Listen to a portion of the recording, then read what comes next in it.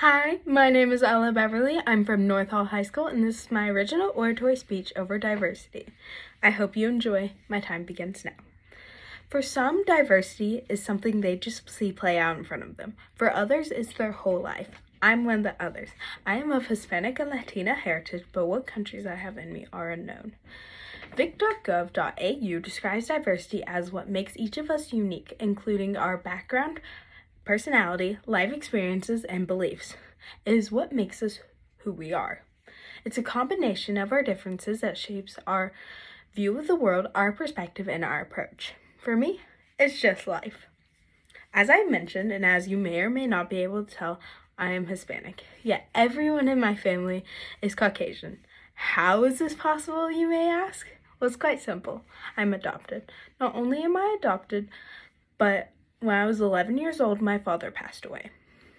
This, plus a few other things, have shaped my views into the world to what I deem to be realistic, but others have called quite harsh. But hey, it's my views, right?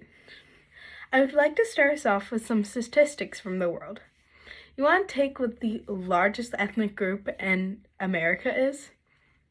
Answer: whites, Caucasians, Europeans, with a whopping 57.8%. But would you like to take a guess at the largest minority? Hispanic and Latinos at 18.7. The second largest is Blacks or African Americans at 12.1. Asians is third at 5.9%. Then it's two or more races at 4.1%. Native Americans or Alaskan Natives at 0.7%. Some other race at 0.5%. And then finally, Native Hawaiian or other Pacific Islanders at 0.2%. But that's for America as a whole. I'm the second largest ethnic group. But what about where I'm from, in Georgia? For Georgia, Hispanics is the third largest population with 10%. There is 1.13 million other Hispanics just like me in Georgia. Well, somewhat like me. Not all Hispanics are the same, because the largest group of a subgroup for Hispanics is Mexican for Georgia at a whopping 57%.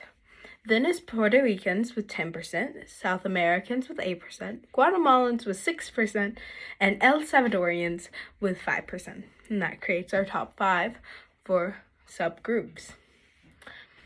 But for the Latinos in Georgia, schooling has never been easy for us, with 38% of Latinos not graduating high school. This is actually slightly higher than the nation average for Latinos that do not graduate high school. For the nation average is 31%.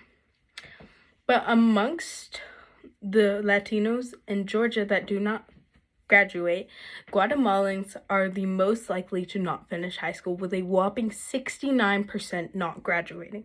This is outstanding compared to the Puerto Ricans, who only have 11%, and the South Americans, who only have 9% that do not graduate. But those who do graduate, those like me, who maybe even plan to graduate early, very seldom seek a higher level of education. But Latinos are 26% likely, or there's 20% of us that do choose to go and get an associate's degree or even higher. But there's only a 20% chance that of a Latino going to go. So, to put that into maybe a little bit easier to understand terms, girls are 6% more likely to go get an associate's degree than males. Look at us go. But I don't want to bore you with a whole bunch of statistics. I want to give you life. I want to give you my life through school. I was adopted from Guatemala at 11 months old. I have no memories of the beautiful place I'm from except for pictures, but I still have a great appreciation for my family there and the country itself. But my family now is such a pretty picture of diversity. A fair-skinned mother, a fair-skinned father, and their olive child. But not only is my family a gorgeous picture of diversity, so are my friend groups. I've had a close main friend group for as long as I can remember. Not many people lost, but several people added. It's been fantastic, but as long as I can remember, I've always been the token Hispanic friend. I had no issue with this. Just because we looked different didn't mean that we were any different, and plus it is all I'd ever known. But when we take a look back at that friend group, it's crazy to see.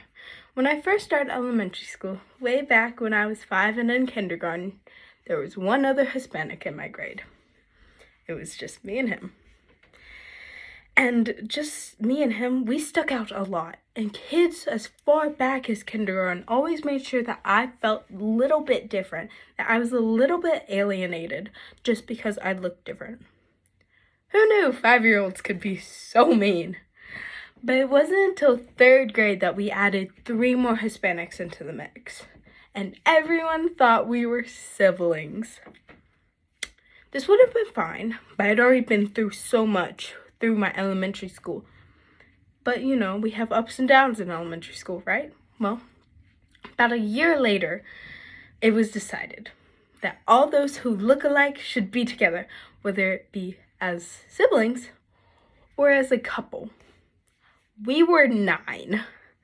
Who would have thought that 9-year-olds were pushing stereotypical couples? What can I say? We were just kids. We were just mimicking the actions of our parents, and we didn't know any better.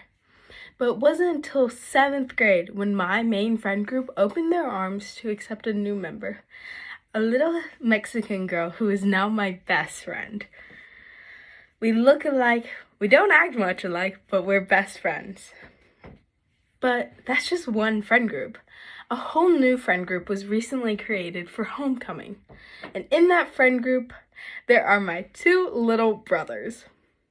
I met them the day of homecoming.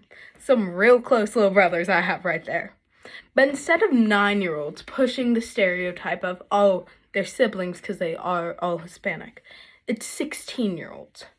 You would think after a little bit of time we would learn to know better. I guess not. Some people just don't learn. But whether me and my friends look alike or not, it does not change anything because we're still just as close as friends and we will always care for each other. But now on to the very thing that changed my life.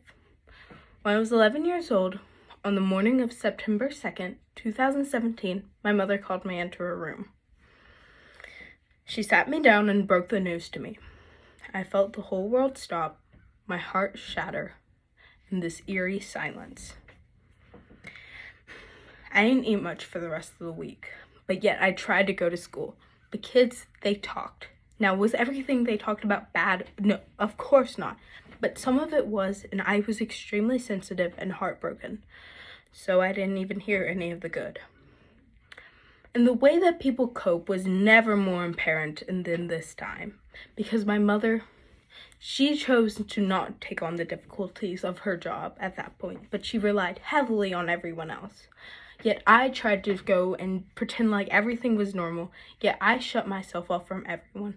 I was just a kid and I was angry and confused. No one could blame me for what I did. But now I think about it, and I think about my dad, and I cherish those memories more than gold. And I mean, while some of it brings me some pain, it also brings me so much joy to remember all the good times. So no matter how me and my mom coped, we got back to a sense of normalcy. Never will anything be exactly as it was before, but it will be somewhat normal. And this is true for anything that someone has to cope with. Anxiety, grieving, stress, all these things, people cope differently. And nevertheless, how they cope, they end up in a sense of normal somehow. But whether you deem me to be diverse because of things that have happened in my life or my perspective that I also gained through being a very curious young child, I was called mature for my age, but frankly, I just asked, way too many questions, maybe a wee bit too young. But now I know things I never would have known before. So whether it's that, or the way I look, or just the way I view things, there is no denying that diversity is a key point in my life, and I'm thankful for it. Thank you for your time.